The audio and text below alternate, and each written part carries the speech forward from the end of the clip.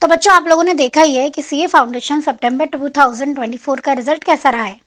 ठीक है, जून से थोड़ा सा बेटर है, बट फिर भी मतलब पूरा 20% बच्चा भी पास नहीं हो पाया है, तो मान के चलो 80% से भी कुछ ज्यादा ही बच्चे फेल हो गए हैं। और अगर आप नंबर्स की बात करें तो 70,000 से भी ज्यादा बच्चे ऐसे हैं जो इस बार सीए फाउंडेशन क्लियर नहीं कर पाए। अब जिन बच्चों ने फाउंडेशन क्लियर कर लिया, जो इंटरमीडिएट में आ गए, तो उनके लिए तो बहुत सारी स्ट्रैटेजीज अवेलेबल है कि उन्हें इंटर की पढ़ाई कैसे करनी है। पर जो बच्चा एग्जाम क्रैक नहीं कर पाया, जो बेचारा निराश बैठा है, उसको कैसे बाउंस बैक करना है, इसको गाइड करने के लिए कुछ अवेलेबल नहीं है। तो आज हम बाउंस बैक स्ट्रैटेजी देखने वाले हैं, और ये वीडियो उन बच्चों के लिए है जो अपने मन में ये सोच के बैठे हुए हैं कि भैया हमें तो अब जान क्लियर करना ही करना है। और जो बच्चे रिजल्ट को लेकर रो रहे हैं और आगे रोना ही चाहते हैं, वो ये वीडियो आगे ना ही देखें। तो चलिए स्टार्ट करते हैं with the bounce back strategy. और अगेन मैं ये कहूंगी कि रिजल्ट को लेके बैठे रहने से कुछ नहीं होगा।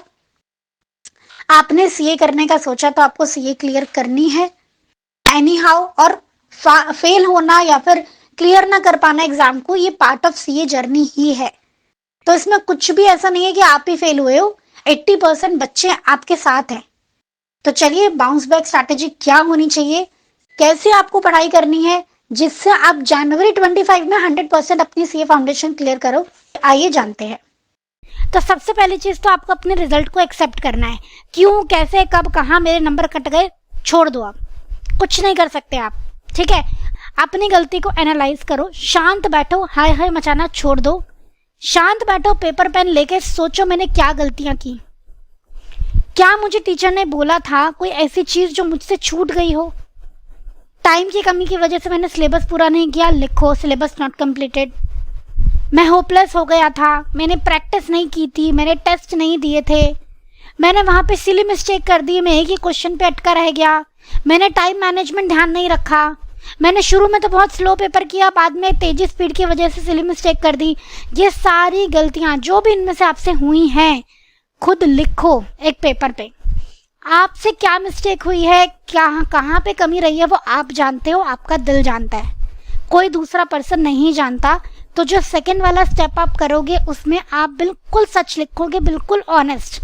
अगर आज आप अपने आप से ऑनेस्ट नहीं हुए कि आपसे क्या कमी रही है, तो आप सीए छोड़ दो, रहने दो। ठीक है, तो अब आपको अपनी गलतियों को एनालाइज करना है, बिल्कुल सच्चे मन से अपनी सारी मिस्टेक्स को एक्सेप्ट करना है। मैं यहाँ पे आके आपको पोस्ट करने के लिए नहीं कह रही हूँ कि आपसे क्या मिस्टेक हुई है, वो पेपर पेन आप तक ही रहेगा। लिखो, दिल खोल के अपनी गलतियां लिखो, और उसको अब आप सोचो कि मुझे ये सारी गलतियों को सितंबर में ओवरकम करना है। ठीक, जब तक अपनी गलतियां नहीं पता होंगी तब तक कुछ नहीं होगा। तो आधी जंग तो आप यहीं जीत लोगे अगर आपने अपनी मिस्टेक्स को ढूंढ लिया। अगर आप हमसे गाइडेंस लेना चाहते हो तो आप 88880402 पे कांटेक्ट कर सकते हो, काउंसलिंग आपको दे दी जाएगी, जहाँ पे आप अपनी जो मिस्टेक्स हैं, अपने मन की बात है कि मुझसे ये कमी रही थी, मुझसे ये गलतियाँ हुई थी, वो सब आप डिस्कस कर सकते हो। अकॉर्डिंगली हम आपको गाइड करेंगे कि कैसे आपको पढ़ाई करनी है। या फिर एक गूगल फॉर्म का लिंक दिया हुआ डिस्क्रिप्शन बॉक्स में, वो आप फिल कर देंगे तो आपके पास काउंसलिंग की कॉल आएगी, तब आप वहाँ पर बात कर सकते हो, अपने मन की बात बता सकते हो, आपका मन हल्का भी होगा और आपको अपनी कमियाँ पता भी चलेंगी।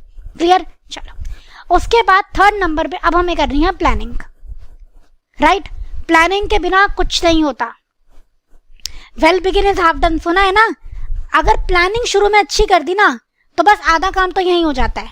प्लानिंग नहीं किया, गड़बड़ कर दी तो हो गया काम। राइट, तो planning is the key, most important thing. Planning आपको कैसे करनी है वो सुनो। सबसे पहले तो एक पेन पेपर लेंगे और एक लिस्ट बनाएंगे जिसमें आप सभी चैप्टर्स के नाम लिखेंगे, सभी सब्जेक्ट्स के। जैसे आपने लिखा पेपर नंबर 1 अकाउंट्स, और सारे अकाउंट्स के चैप्टर के नाम लिख लिए। ऐसे लॉ, मैथ्स और इको के लिए भी आप करोगे। उसके बाद आप मार्क करोगे उन चैप्टर्स को जो पहले वीक रह गए थे या फिर आपने छोड़ दिए थे प्रीवियस अटेम्प्ट में। ठीक है, अब उन्हीं चैप्टर से आपको स्टार्ट करना है। इसके दो बेनिफिट, पहली बात तो अगर आप पुराना पढ़ा हुआ पढ़ोगे तो फिर फ्लैशबैक आएगा, अरे ये तो मैंने किया था, ये तो बहुत अच्छे से किया था, फिर भी नंबर कट गए।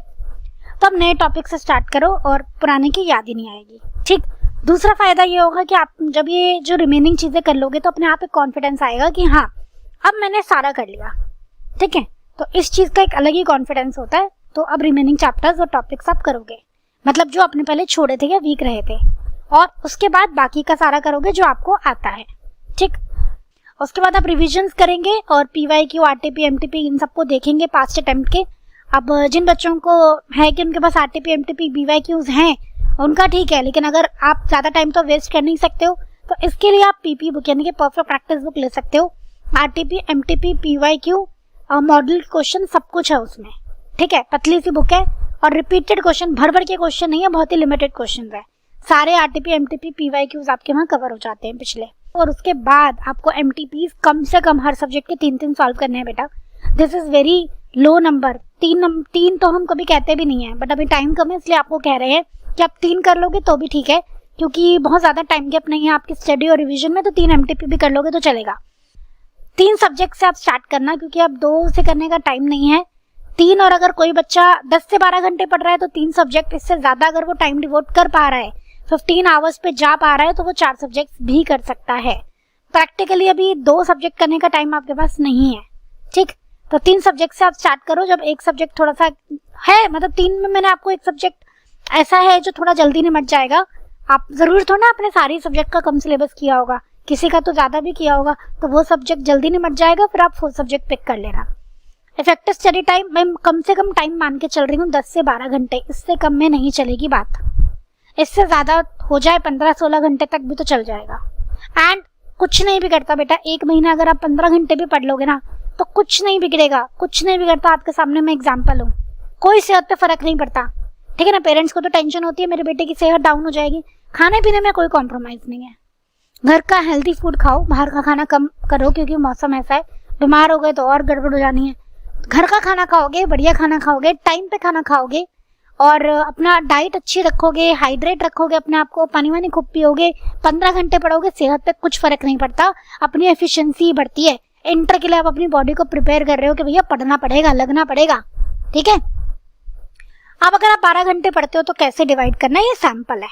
ठीक, अकाउंट्स आप 4 घंटे दे दो, लॉ आप 4 घंटे दे दो, QA को 4 घंटे दे दो, किसी भी सब्जेक्ट के साथ कोई भेदभाव नहीं होगा, सेम टाइम देंगे हम। जो भी सब्जेक्ट आप पढ़ रहे हो उसको डिवाइड करो। 4 घंटे आपको कॉन्टिन्यूसली लेक्चर नहीं देखना है, 2.5 आवर्स आप कॉन्सेप्ट देखोगे, मतलब लेक्चर देखोगे या खुद से रिवाइज करोगे कॉन्सेप्ट को। 1.5 आवर्स की प्रैक्टिस। सेम लॉ के लिए भी ऐसा ही है, 2.5, 1.5 और QA के लिए भी ऐसा ही है। ये अगर आपने तरीका यूज कर लिया ना, आपका जो मैंने बोला था ना कॉन्सेप्ट और प्रैक्टिस साथ साथ हो जानी चाहिए, 25 अगस्त तक हो जाएगा बड़े प्यार से।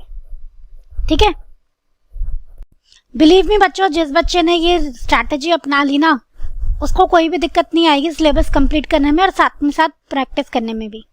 ठीक है, खाली लेक्चर सुनते जाओगे कोई फायदा नहीं है, तो शुरू से ही क्या करो, अपना प्रैक्टिस का टाइम अलग रख के चलो। तो 1.5, 1.5, 1.5, तो आपका अराउंड 4.5, 5 घंटे मान लो मोटा मोटा दिन में आपको प्रैक्टिस के लिए देने ही देने हैं। ठीक है, चलो उसके बाद अब है हमारा जो आज का एकदम सरप्राइज आपके लिए। जो बच्चे ये कहते हैं कि हम लोग तो मैडम 10 घंटे 12 घंटे नहीं पढ़ पाते हैं, हम तो थक जाते हैं, हमें तो नींद आ जाती है, उनके लिए है ये स्टडी प्लान। फॉलो कर लो बेटा, 1 महीना पढ़ लोगे, कोई तकलीफ नहीं होती है। ठीक है ना, कोई नुकसान नहीं होता है शरीर को। पढ़ के देखो, अच्छा ही लगता है आपको। देखो क्या करना है, और आप देखना इस प्लान में आप बिल्कुल भी थकोगे नहीं। इनफ स्लीप टाइम है, इनफ आपके लिए रिलैक्स का टाइम है। ठीक है, सबसे पहले आप 5 बजे उठोगे। 5 से 10 का जो टाइम, 5 से इनफैक्ट 8 का जो टाइम होता है ना, जो बच्चा इस टाइम को यूटिलाइज कर लेता है ना, उसका बेनिफिट शायद आज आपको पता नहीं चलेगा, बच्चा बुद्धि हो, जब बड़े हो जाओगे खुद पता लगेगा। 5 से 8 का जो टाइम अगर आपने यूज करना सीख लिया, उस बच्चे की तो बल्ले बल्ले है। ठीक, 5 बजे उठोगे, 5 से 5:20 तक आप उठोगे, रिलैक्स करोगे, तो रिलैक्स का टाइम तो मैंने उठते ही दे दिया। छत पे घूमो, बाहर थोड़ा सा घूम के आओ, 10-15-20 मिनट, कोई दिक्कत नहीं है। 5:20 से 5:45, 25 मिनट्स मेडिटेशन जरूर करेंगे। शांति से एक जगह बैठेंगे, अपने सारे थॉट्स को ना एक पॉइंट पे लाने की कोशिश करेंगे और बस शांति से बैठ जाएंगे, कुछ नहीं सोचना, और उस टाइम आपको कोई डिस्टर्ब भी नहीं करेगा। ठीक, 6 बजे आप चालू हो जाएंगे पढ़ाई करना। एक लंबा सा स्लॉट लेंगे 4 घंटे का, 6 से 10 बजे तक, स्लॉट नंबर 1। तब तक सब लोग उठ जाएंगे, सारा शोर वोर सब शुरू हो जाएगा। 10 से 11 आप लोग भी रिलैक्स करोगे, 4 घंटे पढ़े हो भाई, अपने आप को गिफ्ट भी तो देना है, अपने आप को प्राइज भी तो देना है, तो ब्रेकफास्ट करो मौज, 1 घंटे का टाइम दिया अपना, आपको नहाना है, ब्रेकफास्ट करना है, कोई छोटा मोटा काम करना है, पेन खत्म हो गया, रिफिल खत्म हो गई है, ये खत्म हो गया, वो सब काम आप कर लो 10 से 11 में, ठीक। उसके बाद आप 11 बजे फिर बैठ जाओगे 2 बजे तक, 3 घंटे का यहाँ पे टाइम, तो 4 घंटे यहाँ पे सुबह सुबह 4 घंटे पढ़ के कितना अच्छा लगेगा ना 10 बजे कि लोगों का दिन शुरू नहीं हुआ, आपने 4 घंटे की पढ़ाई कर ली। अलग ही मोटिवेशन लेवल भाई, मोटिवेशन आपके अंदर होता है खुद, आप लोग करना नहीं चाहते हो। 3 घंटे हम लोग यहाँ पढ़ेंगे स्लॉट नंबर 2, ठीक है। कोशिश करना जो आपको मॉर्निंग का स्लॉट नंबर 1 है यहाँ थ्योरी सब्जेक्ट करो, लॉ कर सकते हो। यहाँ पे 4 घंटे लॉ नहीं पढ़ा जाएगा तो लॉ और क्यूए कर लो, दोनों ही ऐसे सब्जेक्ट हैं जो बच्चों को परेशान करते हैं, तो सुबह करके उनको डन करो, ठीक। दोनों की क्या करो, कॉन्सेप्ट कर लो, रिवीजन आप प्रैक्टिस थोड़ा सा बाद में कर लेना, लंच के बाद जब नींद आती है उस टाइम प्रैक्टिस कर लेना, ठीक है, क्योंकि उस टाइम समझ आना थोड़ा स्लो हो जाता है इसीलिए। स्लॉट नंबर 2 11 से 2 में आप पढ़ाई कर लो, यहाँ पे भी कॉन्सेप्ट करना, स्लॉट 1 और 2 में कॉन्सेप्ट करेंगे, स्लॉट 3 और 4 में प्रैक्टिस करेंगे, ठीक है। फिर उसके बाद 2 से लेके 2:30 आप लोग लंच वंच करेंगे, 2:30 to 3:30 सोने का भी टाइम दिया आपको, ठीक है। इतना पढ़ोगे तो दिमाग थकेगा ना, और अगर बीच में नैप ले ली तो एकदम माइंड रिफ्रेश हो जाएगा। 3:30 to 7:30 अगेन आप 4 घंटे यहाँ पे स्टडी करोगे, स्लॉट नंबर 3, और 7:30 to 8 आप लोग डिनर विनर करोगे। अब यहाँ पे देखो सबका टाइम अलग अलग हो सकता है, तो आप टाइम को थोड़ा ऊपर नीचे अपने आप से कर लेना। अगर आपका डिनर आपके घर में 9 बजे होता है तो आप 9 बजे आप डिनर करना, भी थोड़ा ना कि 7:30 बजे मम्मी को बोलोगे नहीं खाना दो, ठीक। तो उस हिसाब से अपना टाइम देख लेना, पता चले आप लोग मुझे डांट पड़वा दो कि अच्छा मैडम ने अच्छा बोला 7:30 बजे खाना खाना है, राइट। तो ये आप अपने हिसाब से टाइम एडजस्ट कर लेना।